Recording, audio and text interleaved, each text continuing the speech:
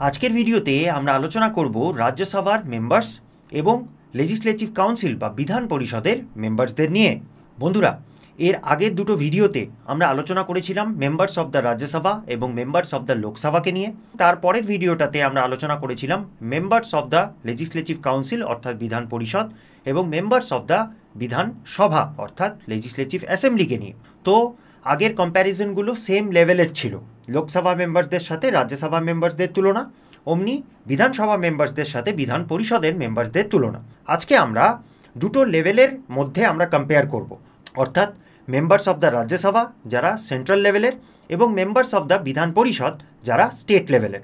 ভিডিওটা অবশ্যই শেষ পর্যন্ত দেখবে ফর ফুল ক্ল্যারিটি, এবং ভিডিওর শেষে তোমাদের জন্য থাকছে একটা আকর্ষণীয় উপহার। চলো শুরু করা যাক।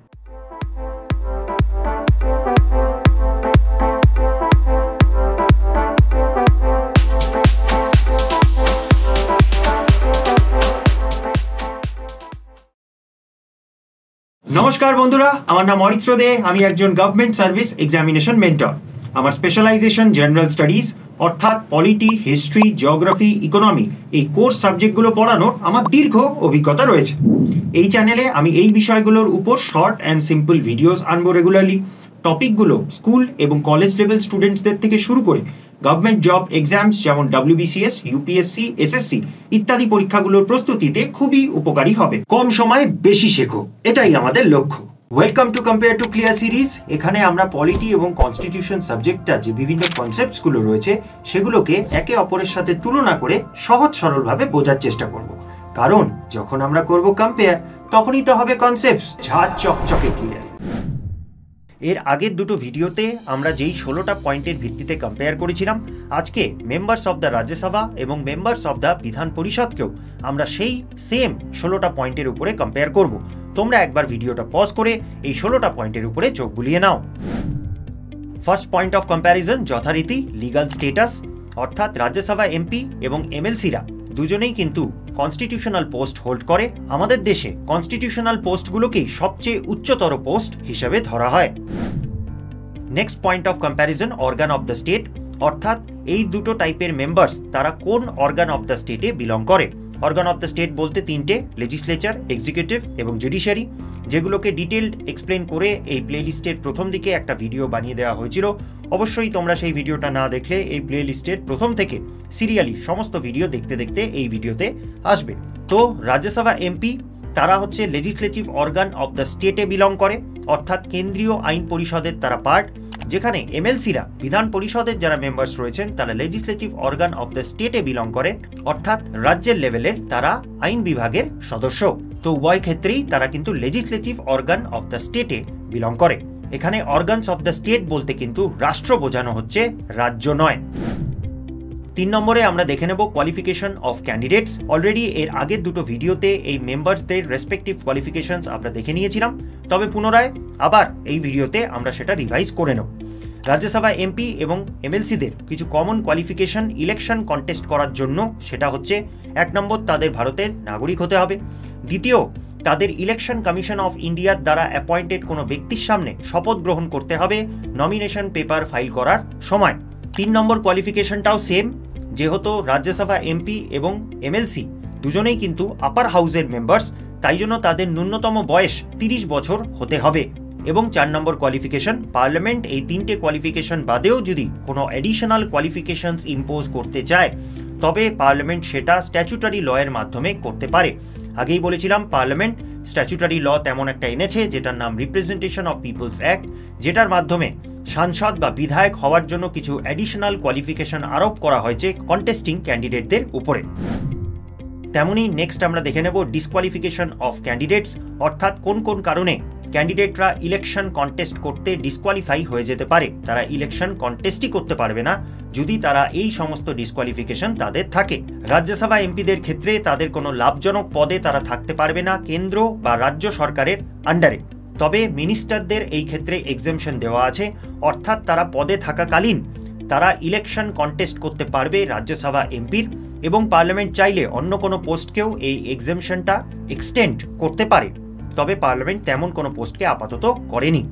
তাহলে একমাত্র মিনিস্টাররাই পদে থাকাকালীন রাজ্যসভা এমপির ইলেকশন কন্টেস্ট করতে পারবে।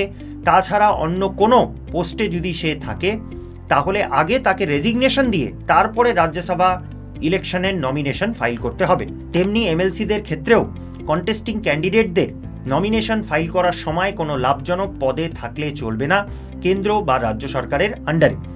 এক্সামশন দেওয়া আছে মিনিস্টারদের বাই স্টেট লেজিসলেচার, এবং স্টেট লেজিসলেচার চাইলে অন্য কোনো পোস্টকেও কিন্তু এক্সেম্পট করতে পারে, সেই ক্ষেত্রে তারা পদে থাকাকালীন ইলেকশনে কন্টেস্ট করতে পারবে। তবে আপাতত মিনিস্টার ছাড়া তেমন এক্সেমশন অন্য কোনো পোস্টকে দেওয়া নেই। তো উভয় ক্ষেত্রেই কন্টেস্টিং ক্যান্ডিডেটদের লাভজনক পোস্টে থেকে ইলেকশনের নমিনেশন ফাইল করা বারণ রয়েছে। তবে কেন্দ্র বা রাজ্যের আইনসভা রেসপেক্টিভলি যেই সমস্ত পোস্টগুলোকে এক্সেম্পট করবে তারা পদে থাকাকালীন ইলেকশন কন্টেস্ট করতে পারে।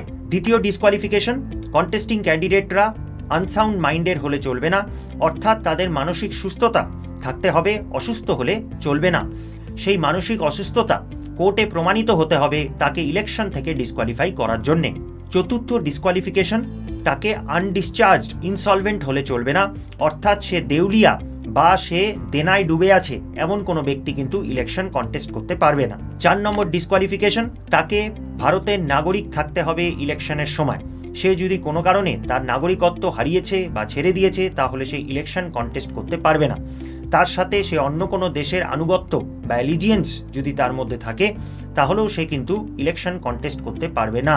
তো আরএসএমপি এবং এমএলসিদের ইলেকশন কন্টেস্ট হওয়ার জন্য তাকে ভারতের নাগরিক হতে হবে এবং তার সম্পূর্ণ আনুগত্য আমাদের ভারত রাষ্ট্রের প্রতি থাকতে হবে। এবং অন্তিম ডিসকোয়ালিফিকেশন, পার্লামেন্ট যদি আরও কোনো অ্যাডিশনাল ডিসকোয়ালিফিকেশন আনতে চায় উভয় ক্ষেত্রেই রাজ্যসভা এমপি এবং এমএলসিদের ক্ষেত্রে, তাহলে সেটা পার্লামেন্ট পারে। যেটা পার্লামেন্ট করেছে কোন অ্যাক্টের মাধ্যমে অনেকবার বলেছি, লিখে ফেলো তোমরা কমেন্ট সেকশনে। 5 number point of comparison, eligibility of electors, অর্থাৎ রাজ্যসভা বা বিধান পরিষদ নির্বাচনে যারা ভোটার্স রয়েছে তাদের কোয়ালিফিকেশনস কি থাকতে হবে। তো রাজ্যসভা এমপির ক্ষেত্রে গোটা দেশে তাদের লিমিটেড অ্যাডাল্ট ফ্র্যাঞ্চাইজের মাধ্যমে ভোটার্সরা ভোট করে, অর্থাৎ রাজ্যসভা ইলেকশনে ভোটাধিকারটা সবার জন্য ওপেন নয়। কিছু সিলেক্টেড পোস্ট রয়েছে যারা রাজ্যসভা ইলেকশনে ভোট দেওয়ার জন্য এলিজেবল। সেই পোস্টগুলো কি নেক্সট পয়েন্টেই আমরা দেখে নেব। তেমনি বিধান পরিষদ ইলেকশনেও কিন্তু এই ক্ষেত্রেও লিমিটেশনস রয়েছে। রাজ্যের স্পেসিফিক কিছু পোস্টই এমএলসি ইলেকশনে ভোট দিতে পারবে। নেক্সট পয়েন্টে দেখে নেব তারা কারা কারা। আমাদের 6 নম্বর পয়েন্ট অফ কম্প্যারিজন হচ্ছে method of selection and appointment, অর্থাৎ এই রাজ্যসভা এমপি এবং এমএলসিদের কিভাবে সিলেক্ট করা হয় এবং নিয়োগ করা হয় সেটা আমরা বুঝে নেব এই পয়েন্টে। রাজ্যসভা এমপি এবং এমএলসি দুজনেরই কিন্তু ইনডাইরেক্ট ইলেকশন হয় এবং কিছু পোস্ট নমিনেশন বা মনোনয়নের মাধ্যমে ফিল করা হয়। এবার স্পেসিফিক্যালি যদি রাজ্যসভা এমপির ক্ষেত্রে আলোচনা করি তাহলে 229টা মেম্বার্স ইলেক্টেড হন স্টেটসগুলো থেকে এবং তাদেরকে ইলেক্ট করে সেই পার্টিকুলার স্টেটের যারা ইলেক্টেড এমএলএস রয়েছে, অর্থাৎ বিধানসভার যারা মেম্বার্স রয়েছে ইলেক্টেড, তারা ভোট করে রাজ্যসভায় তাদের স্টেট থেকে এমপি পাঠান। তেমনি এমএলসিদের ক্ষেত্রে নানান রাজ্যে তাদের আলাদা আলাদা সংখ্যা।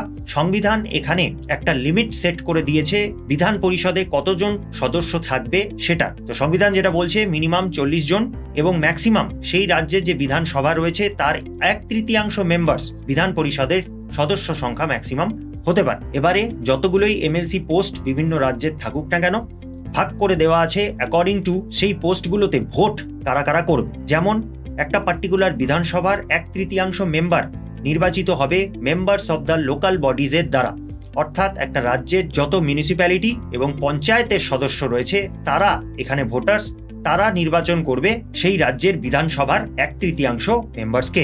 দ্বিতীয় পয়েন্ট, 12 ভাগের 1 ভাগ মেম্বার্স ইলেক্টেড হবেন সেই রাজ্যের যারা গ্র্যাজুয়েটস রয়েছে, মিনিমাম 3 বছর তাদের গ্র্যাজুয়েশনের কমপ্লিট হয়েছে এবং তারা সেই রাজ্যে বসবাস করছে, তেমন গ্র্যাজুয়েটসরা এখানে ভোটার্স যারা 12 ভাগের 1 ভাগ মেম্বার তাদের রাজ্যের বিধান পরিষদে নির্বাচন করবে। রাজ্যসভার ক্ষেত্রে 4 জন মেম্বারকে নির্বাচন করা হবে ইউনিয়ন টেরিটরিজের যারা ইলেক্টেড এমএলএস রয়েছে, অর্থাৎ যেই সমস্ত ইউনিয়ন টেরিটরিতে বিধান সভা রয়েছে, আপাতত সেটা দিল্লি এবং পুডুচেরি, সেই ইউনিয়ন টেরিটরির যারা বিধানসভার মেম্বার্স তারা নির্বাচন করে পাঠাবে 4 জন মেম্বারকে রাজ্যসভায় সেই পার্টিকুলার ইউটি থেকে। এমএলসিদের ক্ষেত্রে 12 ভাগের 1 ভাগ মেম্বার্স ইলেক্টেড হবে সেই রাজ্যের যারা টিচার্স রয়েছে তাদের দ্বারা টিচারদের ওয়ার্ক এক্সপিরিয়েন্স মিনিমাম 3 বছরের হতে হবে এবং সেই টিচাররা মিনিমাম সেকেন্ডারি স্ট্যান্ডার্ডে তাদেরকে পড়াতে হবে।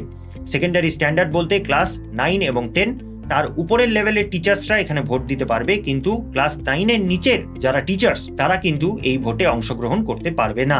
4 নম্বর গ্রুপ 1/3 মেম্বার্স অফ দ্য বিধান পরিষদ কে ইলেক্ট করবে সেই রাজ্যের এমএলএরা, যারা বিধান পরিষদের নির্বাচনে দাঁড়াবে প্রার্থী হিসাবে। তাদের মধ্যে থেকে সেই রাজ্যের এমএলএরা 1/3 মেম্বারকে নির্বাচন করে বিধান পরিষদে পাঠাবে। লাস্টলি উভয় ক্ষেত্রেই নমিনেশনের ব্যবস্থা রয়েছে।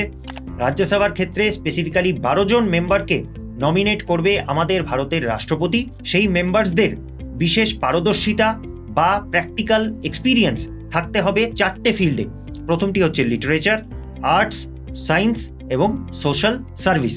খেয়াল রাখবে ল্যাস ফর্মুলাটা, ল্যাস ক্যাটাগরি থেকে রাজ্যসভায় নমিনেট করা হয়। সেই ক্ষেত্রে বিধান পরিষদের ক্ষেত্রে 1/6 মেম্বার্স কে নমিনেট করবে সেই রাজ্যের গভর্নর এবং তাদের বিশেষ দক্ষতা বা প্র্যাকটিক্যাল এক্সপিরিয়েন্স থাকতে হবে 5টা ফিল্ডে: cooperative movement, literature, art, science এবং সোশ্যাল সার্ভিস। তো এই ক্ষেত্রে খেয়াল রাখবে ক্লাস ক্যাটাগরি থেকে, CLASS ক্লাস ক্যাটাগরি থেকে গভর্নর নমিনেট করে বিধান পরিষদে পাঠায় 1/6 মেম্বার্সকে। পলিটি সাবজেক্টটাই একটা ছকে গাঁথা সাবজেক্ট বন্ধুরা। প্রথম এই সাবজেক্টটা একটু ভয় লাগে বটে, কিন্তু দেখতেই পাচ্ছ স্ট্রাকচারালি কিন্তু অনেক সিমিলারিটিস রয়েছে। একটা সভার জিনিসপত্র যদি তোমরা জানো তাহলে অটোমেটিক্যালি অন্য সবার জিনিসপত্র অনেকটাই তোমাদের জানা হয়ে যাবে। জাস্ট আমরা ডিফারেন্সেসটা দেখে নেব। তো আমার কম্পেয়ার টু ক্লিয়ার সিরিজের এটাই মোটো যে এই ছকে গাঁথা বা এই পাজেলের মতো জিনিসগুলো তোমাদেরকে আইডেন্টিফাই করতে হেল্প করা, যাতে তোমরা একটা পড়তে গিয়ে অলরেডি তোমাদের বাকি সমস্ত কক্ষের যে তথ্যগুলো রয়েছে সেগুলো তোমাদের মনে পড়ে যায়। এখনো পর্যন্ত পলিটি পড়ার এই কম্প্যারেটিভ ফরম্যাটটা যদি তোমাদের ইন্টারেস্টিং লাগছে তাহলে অবশ্যই নিচে লাইক বাটনটা প্রেস করে দাও। বন্ধুদের সাথে শেয়ারও করতে পারো যাতে এই ভিডিওটা ম্যাক্সিমাম স্টুডেন্টসদের কাছে পৌঁছে যায়। চ্যানেলটাকে সাবস্ক্রাইব করে রাখো। তোমাদের সাপোর্ট এবং এনকারেজমেন্টই আমাকে মোটিভেট করে এরকম কন্টেন্ট নিয়ে আসতে অনবরত। চলো এবার কন্টিনিউ করা যাক। নেক্সট আমাদের 7 নম্বর পয়েন্ট অফ কম্প্যারিজন হচ্ছে রেসপন্সিবিলিটি অফ ইলেকশনস, অর্থাৎ রাজ্যসভা এবং বিধান পরিষদের যে নির্বাচনটা হয় সেই নির্বাচন কন্ডাক্ট করার দায়িত্ব কার রয়েছে। তো আমাদের দেশে the election commission of India অর্থাৎ ভারতীয় নির্বাচন কমিশনই লোকসভা হোক, রাজ্যসভা হোক, বিধান পরিষদ হোক কি বিধান সভা হোক তাদের ইলেকশন কন্ডাক্ট করিয়ে থাকে। তো RSMP এবং MLCদের election is conducted by the election commission of India. তো শরীর থাকলেই শরীর খারাপ হবে, তেমনি নির্বাচন হলেই নির্বাচন নিয়ে বিবাদও লাগতে পারে। তাই আমাদের নেক্সট পয়েন্ট অফ কম্প্যারিজন হচ্ছে ইলেকটোরাল ডিসপিউটস, অর্থাৎ রাজ্যসভা নির্বাচন বা বিধান পরিষদের নির্বাচন নিয়ে কোনো রকম বিবাদ থাকলে বা এদের সদস্যদের নির্বাচন নিয়ে কোনো রকম বিবাদ যদি থাকে তাহলে সেই বিবাদটা কোন কোর্টের ইখতিয়ারের মধ্যে পড়ছে। তো উভয় ক্ষেত্রেই সেম, তাই জন্য একবারেই বলে দিচ্ছি, রাজ্যসভা বা বিধান পরিষদের নির্বাচন নিয়ে কোনো রকম ডিসপিউট যদি থাকে সেটা সেই পার্টিকুলার স্টেটের যে হাইকোর্ট রয়েছে তার ইখতিয়ারের মধ্যে পড়ছে। তার অরিজিনাল জুরিসডিকশন অর্থাৎ ডিরেক্টলি সেই সমস্ত কেস সেই পার্টিকুলার রাজ্যের হাইকোর্টের কাছে যাবে যেখান থেকে এই পার্টিকুলার রাজ্যসভা MP বা MLC নির্বাচিত হয়েছে। হাইকোর্টের এই বিষয়ে অরিজিনাল জুরিসডিকশন রয়েছে, অর্থাৎ ডিরেক্টলি সেই কেসটা হাইকোর্টের কাছে যাবে। তবে হাইকোর্টের ডিসিশন ফাইনাল নয়। হাইকোর্টের অর্ডারের বিরুদ্ধে উভয় পক্ষই সুপ্রিম কোর্টে আবার অ্যাপিল করতে পারে। সেই ক্ষেত্রে সুপ্রিম কোর্ট যেই জাজমেন্টটা দেবে সেটাই ফাইনাল ধরা হবে। তো সুপ্রিম কোর্টের RSMP এবং MLC ইলেকশনের ক্ষেত্রে অ্যাপেলেট জুরিসডিকশন আছে, অর্থাৎ হাইকোর্টের অর্ডারের বিরুদ্ধে সুপ্রিম কোর্টে অ্যাপিল করে যাওয়া যাবে, ডিরেক্টলি নয়। তো হাইকোর্টের অরিজিনাল জুরিসডিকশন, সুপ্রিম কোর্টের অ্যাপেলেট জুরিসডিকশন। তো ইলেকশন এবং নমিনেশনের পালা কমপ্লিট।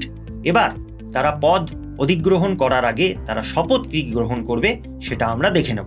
আগেই বলেছিলাম সাংসদ এবং বিধায়করা দুবার শপথ গ্রহণ করে, একবার ইলেকশনের প্রার্থী হিসাবে, আরেকবার ইলেকশন জিতে গেলে। তো প্রার্থী হিসাবে আমরা আগেই দেখে নিয়েছিলাম তারা নির্বাচন কমিশনের দ্বারা অ্যাপয়েন্টেড একটা ব্যক্তির সামনে তারা শপথ গ্রহণ করেন যখন তারা ফর্ম ফিল আপ করছে, নমিনেশন ফিল আপ করছে বা প্রার্থী হিসাবে তারা তাদের নামটা নথিভুক্ত করছে, তখন ইলেকশন কমিশন অফ ইন্ডিয়ার দ্বারা অ্যাপয়েন্টেড একজন ব্যক্তির সামনে তাদের শপথ গ্রহণ করতে হবে। কিন্তু তারা জিতে যাওয়ার পরে রাজ্যসভা এমপিরা শপথ গ্রহণ করে আমাদের দেশের রাষ্ট্রপতির সামনে অথবা রাষ্ট্রপতির দ্বারা অ্যাপয়েন্টেড কোনো ব্যক্তির সামনে, যেখানে এমএলসিরা জিতে যাওয়ার পর শপথ গ্রহণ করে সেই পার্টিকুলার রাজ্যের যিনি রাজ্যপাল রয়েছেন, গভর্নর রয়েছেন, তার সামনে অথবা তার দ্বারা অ্যাপয়েন্টেড কোনো ব্যক্তির সামনে। তো ইলেকশনের আগে নির্বাচন কমিশন অফ ইন্ডিয়ার সামনে, আর ইলেকশনের পরে প্রেসিডেন্ট বা গভর্নরের সামনে respectively.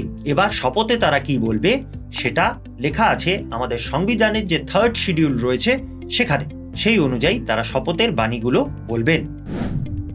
10 number point of comparison, এদের টার্ম বা টেনিয়র, অর্থাৎ রাজ্যসভা এমপি বা এমএলসিরা নির্বাচন বা মনোনয়নের পরে তারা টার্মটা, তারা মেয়াদটা কতটা পায় সেটা আমরা দেখে নেব। তো ইনারা দুজনেই কিন্তু পার্মানেন্ট হাউস বা কন্টিনিউইং চেম্বারে বিলং করে, কারণ আমরা জানি রাজ্যসভা বা বিধান পরিষদের কিন্তু কোনো ডিসলিউশন হয় না। তবে মেম্বারদের অবশ্যই একটা ফিক্সড টেনিয়র থাকে, সেটা 6 বছরের, এবং 6 বছরের মেয়াদ কমপ্লিট হয়ে গেলে 1/3 মেম্বার প্রত্যেক 2 বছরে রিটায়ার করে। মানে ধরো এবছর রাজ্যসভা বা বিধান পরিষদের 1/3 মেম্বার যাদের 6 বছর টার্মটা কমপ্লিট হয়ে গেছে তারা রিটায়ার করলো। নেক্সট 2 বছর পরে দ্বিতীয় ব্যাচ অফ মেম্বার্স যাদের আবারও 6 বছরের টেনিয়রটা কমপ্লিট হয়ে গেছে তারা রিটায়ার করবে। এভাবে সাইক্লিক্যাল ভাবে জিনিসটা চলতে থাকে, তবে হাউস কিন্তু কোনো সময় ডিসলভ হবেই না। আমাদের 11 নম্বর পয়েন্ট অফ কম্প্যারিজন হচ্ছে স্যালারি, অ্যালাওয়েন্সেস এবং এমলুমেন্টস, বেতন, ভাতা এবং সুবিধাদি ইনারা কি পান। তো রাজ্যসভা এমপিরা কি সুবিধাদি পাবে সেটা ডিটারমাইন করে পার্লামেন্ট অফ ইন্ডিয়া, সেখানে এমএলসিরা কি সুবিধা পাবে সেটা ডিটারমাইন করে সেই পার্টিকুলার রাজ্যের আইন পরিষদ অর্থাৎ state legislature. Next point of comparison, এরা বিশেষাধিকার বা রাইটস কি কি তারা পায়। আগের দুটো ভিডিওতে অলরেডি এগুলো ডিটেল বর্ণনা হয়ে গেছে, এবং 4টে পোস্টের ক্ষেত্রেই প্রিভিলেজেস এবং rights same, Rajya Sabha MP, MLC, Lok Sabha MP এবং এমএলএ। তো চলো আরেকবার দেখে নিই ইনারা কি বিশেষ অধিকার বা সুবিধাদি পেয়ে থাকেন।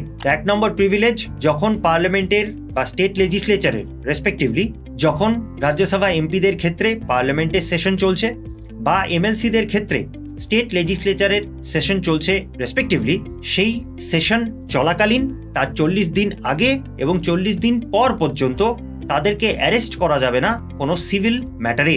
আবার বলছি বন্ধুরা, সেশন চলাকালীন তার 40 দিন আগে এবং 40 দিন পর পর্যন্ত তাদের অ্যারেস্ট করা যাবে না কোনো দিওয়ানি মামলায় বা civil কেসেসে।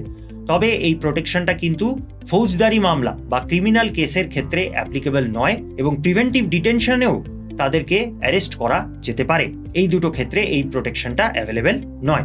Next privilege, Rajya Sabha MP এবং এমএলসিদের ক্ষেত্রে তাদের নিজেদের কক্ষে তাদের পুরো বাক স্বাধীনতা বা ফ্রিডম অফ স্পিচ তাদের রয়েছে। তারা যে কোনো রকম ওপিনিয়ন তারা প্রকাশ করতে পারে এবং যে কোনো রকম ভাবে তারা ভোট দিতে পারে তাদের কক্ষে। হ্যাঁ, তাই বলে অবশ্যই এই স্বাধীনতাটা অবাধ নয়। সংবিধানের নিয়ম এবং সেই পার্টিকুলার কক্ষের নিয়ম তাদের উপরে তখনও লাগু হয়। তবে এই প্রোটেকশনটা দেওয়া আছে আদালতে তাদের বিরুদ্ধে কোনো মামলার এগেইনস্টে। তারা কক্ষে কি মতবাদ প্রকাশ করেছে বা তাদের কক্ষে তারা কিভাবে ভোট দিয়েছে সেই নিয়ে কিন্তু আদালতে মামলা ঠোকা যাবে না, অর্থাৎ আদালত হস্তক্ষেপ করতে পারবে না। তবে সেই পার্টিকুলার সভার যিনি সভাপতি রয়েছে অর্থাৎ রেসপেক্টিভ চেয়ারম্যানরা তাদের এগেইনস্টে কিন্তু অ্যাকশন নিতেই পারে যদি তারা কোনো আনপার্লামেন্টারি বিহেভিয়ার বা ল্যাঙ্গুয়েজ প্রদর্শন করেছে। এবং তৃতীয় প্রিভিলেজ, তাদের সেশন চলার দরুন তাদের জুরি সার্ভিস দেওয়ার জন্য বাধ্য করা যাবে না, অর্থাৎ তাদের আদালতে সাক্ষী হিসাবে বা প্রমাণ হিসাবে তাদেরকে ডাকা চলবে না। তারা জনসভার সদস্য, অর্থাৎ এই জনসভার মিটিংগুলো অ্যাটেন্ড করাই তাদের ফার্স্ট প্রায়োরিটি। তখন তারা আদালত অ্যাটেন্ড করতে বাধ্য নয়, বা তখন আদালত তাদের তেমন আদেশও করতে পারবে না।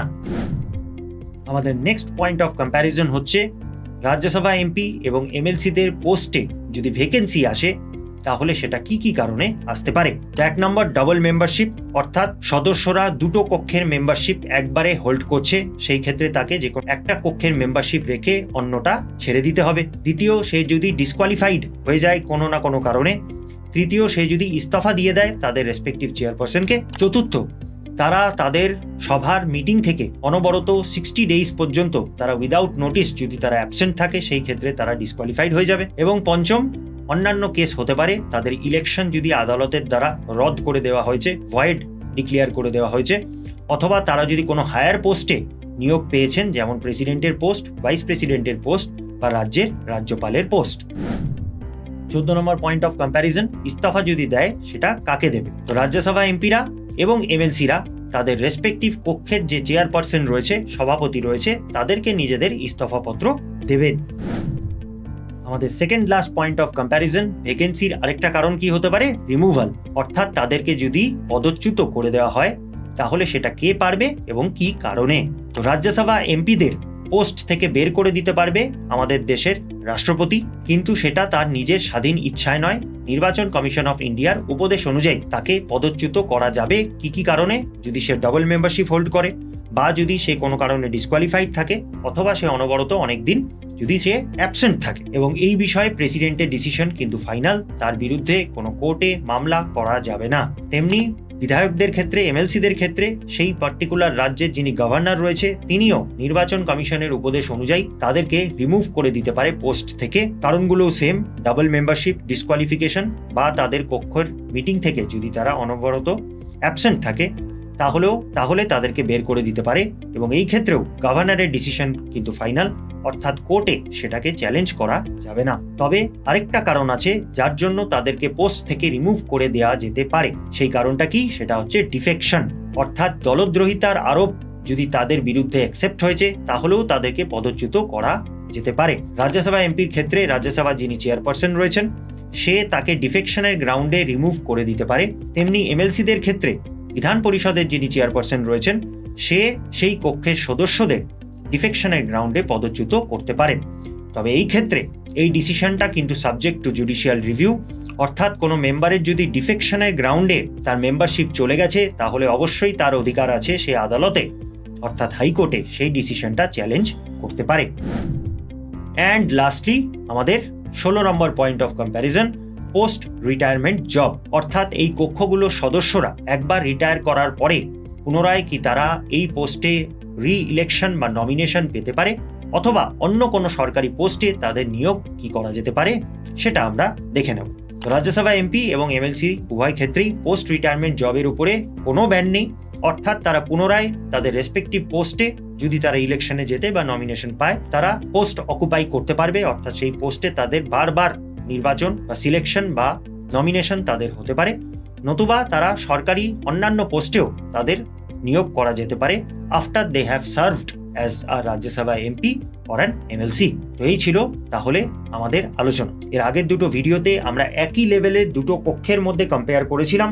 প্রথমটি ছিল রাজ্যসভা এবং লোকসভার মধ্যে, দ্বিতীয়টি ছিল বিধান পরিষদ এবং বিধান সভার মধ্যে। আজকের ভিডিওতে আমরা দুটো লেভেলের যে আপার কক্ষ অর্থাৎ রাজ্যসভা এবং বিধান পরিষদ তাদের মধ্যে আমরা কম্পেয়ার করলাম।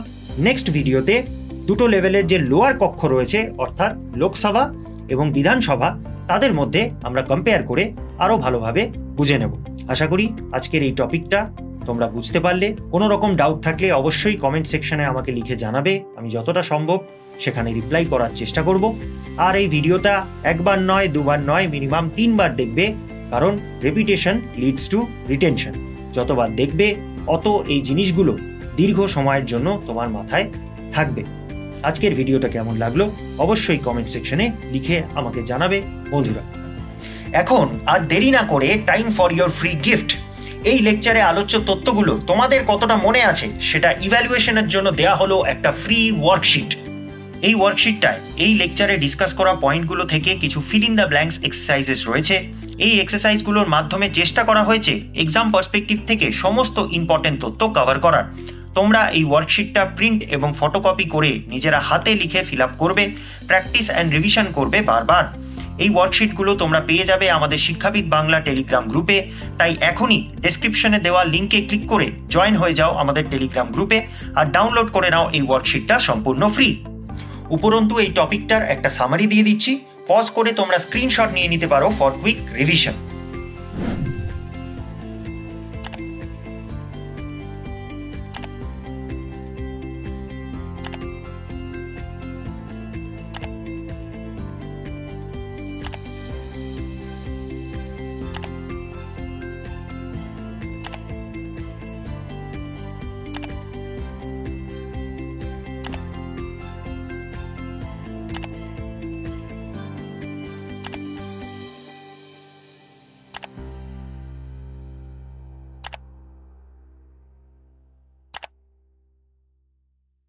তো বন্ধুরা, দেখা হচ্ছে তাহলে নেক্সট ভিডিওতে। চ্যানেলটাকে সাবস্ক্রাইব করে রাখো, এরকম কন্টেন্ট আমি আরো আনতে থাকবো every week. Till then, keep learning, keep রিভাইসিং।